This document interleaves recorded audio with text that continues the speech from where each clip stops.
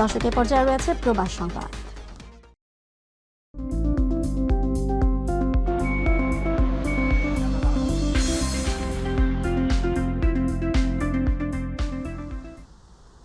প্রতি বছর ঈদ আসে ত্যাগের মহিমা নিয়ে, তবে প্রবাসে কর্মরত অনেকেই নানা কারণে এই আনন্দ বঞ্চিত হন।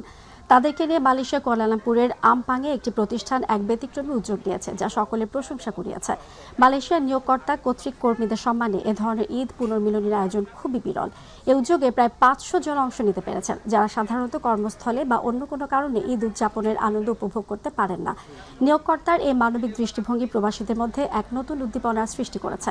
পাশাপাশি মালয়েশিয়ার উচ্চ পদস্থ কর্মকর্তারা, দাতশ্রী, চাইনিজ ও মালয় নাগরিক এই অনুষ্ঠানে উপস্থিত ছিলেন।